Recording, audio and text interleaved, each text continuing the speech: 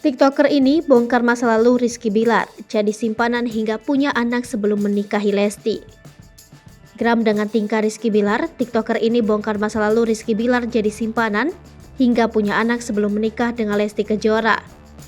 Rumah tangga Rizky Bilar tengah menjadi perbincangan netizen seusai laporan sang istri Lesti Kejora ke polisi. Lesti Kejora melaporkan suaminya Rizky Bilar atas dugaan KDRT. Dalam laporannya, Lesti menyebut Rizky Bilar membanting dan memukulnya seusai ketahuan selingkuh. Pasalnya Rizky Bilar emosi ketika Lesti meminta dirinya dikembalikan ke rumah orang tuanya di Cianjur, Jawa Barat. Tak sampai di situ, seorang pengguna TikTok @afnimaya mengatakan jika sebelum menikah dengan Lesti, Rizky Bilar telah memiliki seorang anak perempuan. Pengguna TikTok tersebut mengaku pernah satu sekolah akting bersama Rizky Bilar di Bilanga Sudirman Park, Jakarta.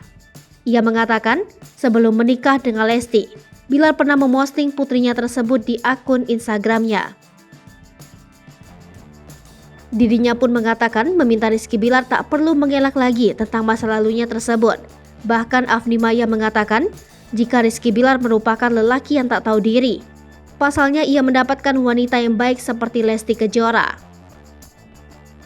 Sebelumnya minggu lalu sebuah akun anonim Instagram @superintendence rupanya sempat membongkar perselingkuhan Rizky Bilar lewat komentar. Komentar tersebut ditulis di postingan Gilang Dirga seminggu yang lalu. Tak hanya membongkar perselingkuhan Rizky Bilar, akun tersebut juga menyebut suami Lesti Kejora telah menikah siri.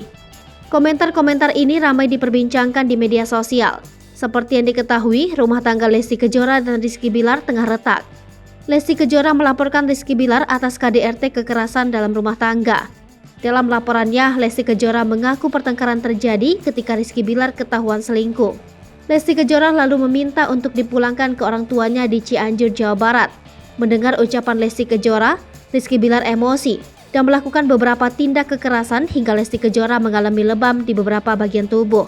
Lesti Kejora juga melaporkan bahwa tindak kekerasan itu dilakukan berkali-kali.